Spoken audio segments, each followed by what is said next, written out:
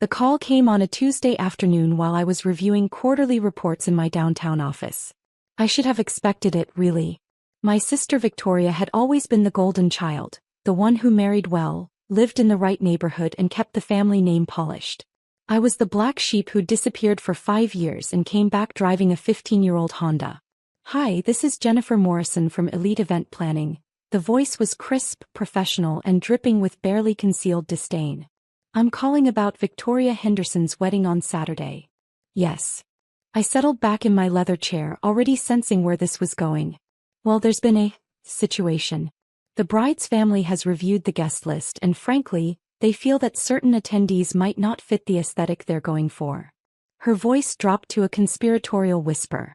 This is a $300,000 wedding at the Grandview Manor. The guest list includes judges, CEOs, politicians. They need everyone to look appropriate. I could hear voices in the background and then Victoria's laugh, that high-pitched giggle she'd perfected in high school. Tell her we don't need poor relatives making us look bad, Victoria called out, clearly intending for me to hear. Jennifer cleared her throat. So we're going to have to uninvite you. I'm sure you understand. This isn't personal, it's just business. Image matters in these circles. I understand completely, I said quietly, my voice steady. Thank you for calling. Oh good, I was worried you'd make a scene. Have a nice day. The line went dead. I sat there for a moment staring at my phone. Through my office windows I could see the city sprawling below me. A city where I own more real estate than most people could imagine. The irony wasn't lost on me. 5 years ago, I'd left town with nothing but a computer science degree and a burning desire to prove myself. My family had written me off completely when I refused to work for Dad's insurance company. You'll be back, he'd said. The real world will eat you alive. Instead, I'd built something extraordinary. Cloud Vault Technologies had started in my studio apartment, but now it was valued at $2.8 billion. We revolutionized data storage for major corporations, and somehow I'd done it all while my family thought I was struggling to make rent. But that wasn't even the best part. 3 years ago when I started making serious money, I'd begun acquiring properties. Not flashy purchases. I worked through shell companies and holding firms. I wanted to build something solid, something that couldn't be taken away. Real estate was permanent. Real estate was power. The Grandview Manor had been my first major acquisition. Then the Riverside Country Club. The Crystal Palace Ballroom. One by one, I'd purchased every premium venue in the city through my company, Pinnacle Hospitality Group.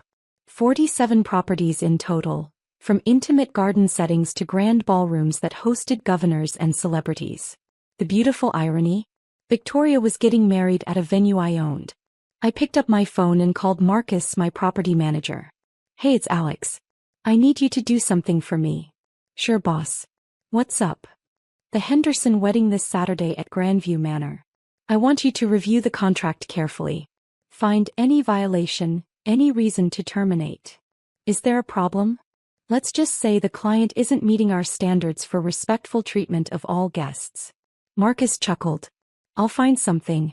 These society weddings always have contract violations. Want me to handle it quietly? No, I said, an idea forming. I want to handle this one personally. The next few days passed quickly. I learned from my sources, and yes, when you own half the upscale venues in the city, you have sources everywhere. That Victoria's wedding was going to be the social event of the season. 300 guests, a 12-piece orchestra, flowers flown in from Ecuador, and a champagne tower that cost more than most people's cars. She'd invited everyone who mattered in the city's social circles. Politicians, judges, CEOs, the old money families that ran everything behind the scenes. She was marrying Harrison Phillips III, whose father owned the largest law firm in the state. This wedding was her coronation, her final step into the aristocracy she'd always craved. And she'd uninvited me because I didn't fit the aesthetic. On Friday evening I put on my best casual clothes, jeans and a polo shirt, and drove my old Honda to Grandview Manor. I wanted to see the setup to remind myself exactly what was at stake. The place was magnificent. Crystal chandeliers hung from hand-painted ceilings, marble floors gleamed under soft lighting, and the gardens were perfectly manicured. Staff bustled around setting up for tomorrow's event. My staff, though none of them knew I was the real owner. Excuse me, I called to Jennifer Morrison, who was directing the flower arrangements. Could I speak with you for a moment? She turned, her expression immediately souring when she recognized me. What are you doing here? You're not invited. I know. I wanted to talk to you about that. There's nothing to discuss. You don't belong here. This is a sophisticated event for sophisticated people. She looked me up and down with obvious disgust. You'd stick out like a sore thumb. I see. And whose decision was that? The family's, obviously. Your sister was very clear about the guest list requirements. Just then Victoria appeared in the main hallway, dressed in designer clothes and barking orders at the catering staff. When she saw me, her face twisted with annoyance. Alex, what are you doing here? Jennifer, I thought you handled this. I did, Jennifer said quickly. She just showed up. Victoria walked over, her heels clicking on the marble floor. Look, I know this is hard to understand, but this wedding is important. Harrison's family will be here along with everyone who matters in this city. I can't have you there in your thrift store clothes, driving up in that piece of junk car. I understand your concerns, I said quietly. Do you? Because this isn't just about tomorrow. This is about my future, my children's future. The connections I make at this wedding will define the rest of my life. She softened slightly as if she was doing me a favor. Maybe we can do lunch next week? Just the two of us. That's very kind of you. Good. I'm glad you're being reasonable about this. She turned back to Jennifer. Make sure security knows she's not on the list. I watched them walk away, planning their perfect evening, their perfect future. Victoria had always been beautiful, always been charming, always been everything our parents wanted in a daughter. I'd been the weird one, the one who preferred computers to people, the one who asked too many questions. But tomorrow they were going to learn something about the family black sheep. Saturday morning arrived with perfect weather. I spent the early hours in my home office, a sprawling space in my penthouse that overlooked the river. From here I could actually see Grandview Manor in the distance, its gardens already busy with wedding preparations. 10 a.m. I made the call. Marcus, it's time.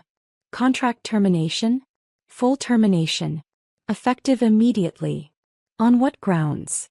Discriminatory guest policies.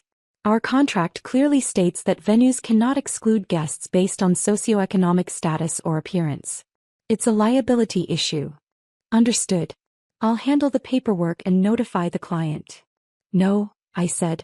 I'll handle the notification personally. The wedding was scheduled to begin at 6 p.m. At precisely 4 p.m., as the guests began arriving and the final preparations were being made, I drove to Grandview Manor. This time I wasn't in my Honda. I was in my Bentley, wearing a custom Italian suit that cost more than most people's monthly salary. The parking lot was full of luxury cars. Mercedes, BMWs, Porsches, and more than a few Ferraris. The city's elite had indeed come out for Victoria's big day. I parked near the entrance and walked through the main doors like I owned the place. Which of course I did. Jennifer Morrison was in the main ballroom, making last-minute adjustments to the centerpieces. When she saw me, her face went pale. What are you doing here? And how did you?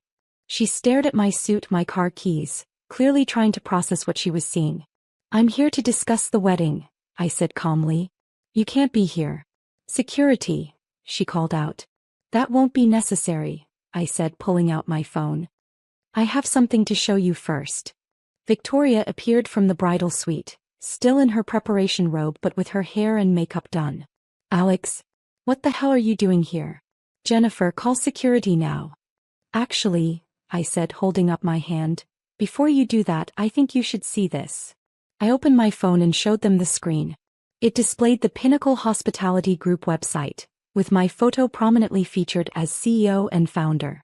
Jennifer squinted at the screen. I don't understand. What does this have to do with anything? Pinnacle Hospitality Group owns this venue, I said quietly. I own this venue. The color drained from Victoria's face. That's impossible. You drive a Honda. You live in that tiny apartment. I drive a Honda because I like it. I live simply because I choose to. But I own 47 premium venues in this city, including this one. Jennifer was frantically scrolling through her own phone. This can't be right. Our contract is with, oh my God, Pinnacle Hospitality Group. I'm the owner, yes. And as of 1 hour ago, your contract has been terminated. Victoria's voice rose to a shriek. What do you mean terminated? Your wedding planner violated our anti-discrimination policy. We don't allow clients to exclude guests based on their perceived social status or economic circumstances. You can't do this. Victoria screamed. My wedding is in 2 hours. Everyone is already here. I can and I have. You have 30 minutes to vacate the premises. Jennifer was now frantically calling someone on her phone. Sir, we have an emergency situation. The venue just... What do you mean there's nothing you can do? Check the contract. There has to be something. She hung up and turned to me with desperation in her eyes. Please be reasonable. This wedding cost $300,000. The deposits alone. There are 300 guests arriving. We have judges, senators, the mayor. Then you should have thought about that before you decided I wasn't good enough for your event. Victoria was now crying, her perfect makeup running down her cheeks. Alex, please. I'm your sister. I made a mistake, okay? I was wrong. But you can't destroy my wedding over this. I'm not destroying anything, I said calmly. I'm simply exercising my rights as a property owner. You made it very clear that certain people don't belong at sophisticated events. I agree. People who discriminate against family don't belong at my venues. Harrison Phillips III appeared looking panicked. What's going on? Victoria, why are you crying? The venue is kicking us out, Victoria sobbed. My brother owns it and he's canceling our wedding. Harrison looked at me with confusion. You're Alex? But Victoria said you were. I mean, she said you were having financial difficulties. Victoria says a lot of things, I replied. Most of them aren't true. By now a crowd was gathering. Other vendors, early guests, family members who'd arrived to help with final preparations. I could see my parents near the entrance, dressed in their finest clothes, looking bewildered by the commotion. Ladies and gentlemen, I called out, my voice carrying across the ballroom. I'm Alexander Morrison, owner of Grandview Manor and Pinnacle Hospitality Group. Due to contractual violations, this event has been cancelled. You have 30 minutes to gather your belongings and vacate the premises. The crowd erupted in shocked murmurs. My father pushed through the crowd, his face red with anger. Alex, what the hell do you think you're doing? This is your sister's wedding. The sister who uninvited me because I wasn't good enough for her guest list? Mom appeared next to Dad, looking between Victoria and me with growing understanding. Uninvited you? Victoria, what is he talking about? It wasn't personal, Victoria said weakly. The wedding planner said. The wedding planner said exactly what you told her to say, I interrupted. That poor relatives would make you look bad. The crowd was now listening to every word. I could see judges, politicians, and society leaders all watching this family drama unfold. Victoria's humiliation was complete and public. But Alex, Mom said, looking at my suit, my confident demeanor, we thought you were struggling. You never said. I never said anything because you never asked. You assumed I was failing because I didn't follow Dad's plan for my life. Dad was staring at me like he was seeing me for the first time. You own this place? How is that possible? I built a technology company. We revolutionized data storage for Fortune 500 companies. The company is now worth $2.8 billion. Gasps echoed through the crowd. Harrison's father, a distinguished man in his 60s, stepped forward. Alexander Morrison? Of Cloud Vault Technologies? You're the Alexander Morrison? Yes, sir. My firm handles some of your corporate contracts. I had no idea you were. This is Victoria's brother. The irony was perfect. The very people Victoria was trying to impress already knew who I was. In the business world, I was somebody. In my family's eyes, I'd been nobody. Victoria was now sitting on a chair, her wedding dress spread around her like a deflated balloon. Alex, please. I'll do anything. I'll apologize publicly. I'll uninvite people instead. Just please don't cancel my wedding. The decision has been made, I said firmly. However, I do have a proposal. The crowd quieted, waiting. I own 47 venues in this city. You can have your pick of any of them free of charge for next Saturday. Same time, same vendors, same everything. But with one condition. Victoria looked up with desperate hope. Anything. Everyone gets invited. No exceptions. No guest list discrimination. No judgments based on cars or clothes or bank accounts. Yes, she said quickly. Yes, absolutely. And one more thing. You'll publicly apologize for your discrimination, and you'll make a donation to the city community center, a place that serves the people you thought weren't good enough for your wedding. Victoria nodded frantically. How much? The full cost of today's wedding. $300,000. Harrison's family exchanged glances. His father stepped forward again. Alexander, that's very generous of you. More generous than they deserve. Family is complicated, I said. But it's still family. As the crowd began to disperse and vendors started packing up, my parents approached me cautiously. Alex, Dad said quietly, I owe you an apology. We all do. I had no idea. You had no idea because you never asked what I was actually doing with my life. You just assumed I was failing because I wasn't doing what you wanted me to do. Mom was crying now. We're so proud of you. And so ashamed of ourselves. The question is, I said, what happens now? Do we keep pretending that success only looks one way? Or do we actually become a family that supports each other? Victoria finally stood up, her wedding dress rustling. She walked over to me with tears in her eyes. Alex, I'm sorry. I'm so sorry. I was so worried about what everyone would think that I forgot what actually matters. What matters? That you're my brother. And that you've always been there for our family, even when we didn't deserve it. He was right about that. 3 years ago, when Dad's insurance company was struggling, a mysterious investor had bought out their debt and restructured their loans at favorable terms. That investor had been one of my shell companies. 2 years ago, when Mom needed expensive medical treatment, an anonymous benefactor had covered the costs. That had been me too.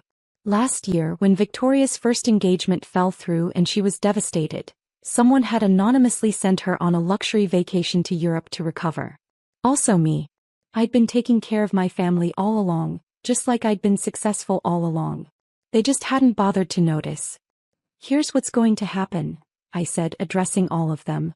Next Saturday, Victoria will have her wedding at the Crystal Palace Ballroom. It's actually nicer than this place with better acoustics for the orchestra. All the same vendors, all the same arrangements.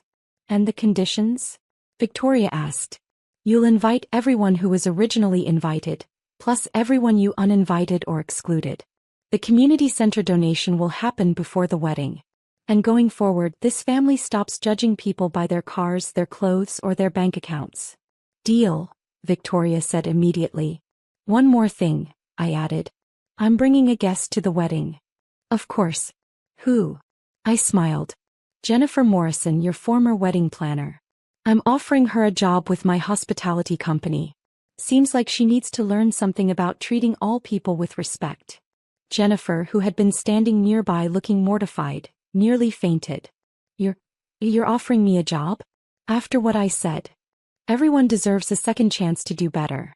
But you'll start in customer service, learning to treat every client with dignity, regardless of their background. As I walked toward the exit, my family trailing behind me, I felt something I hadn't felt in years. Like I actually belonged with them. Not because I'd proven my worth through money, but because I'd finally shown them that worth wasn't measured by appearances. My phone buzzed with a text from Marcus. Boss, the Crystal Palace is ready for next Saturday. Staff briefed on the inclusion requirements. Also, the community center called. They're overjoyed about the donation. I smiled and typed back, perfect. And Marcus? Make sure there's no VIP parking at the wedding. Everyone parks in the same lot. Even you, boss? Especially me. I'll be driving the Honda. Because some things were worth more than appearances. Some things like family who actually saw you for who you were worth everything. The wedding the following Saturday was beautiful.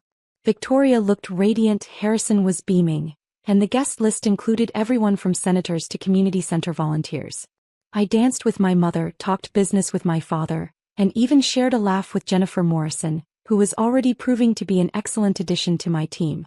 And yes, I drove the Honda. Because sometimes the most powerful thing you can do is just be yourself, regardless of what anyone expects. As Victoria and Harrison drove away in their honeymoon car, she rolled down the window and called out to me, "Thank you for teaching me what really matters." I waved back, then got in my 15-year-old Honda and drove home to my penthouse, where I had a company to run and a city full of venues to manage. But for the first time in years, I also had a family who actually knew who I was. And that, I realized, was worth more than all 47 venues combined.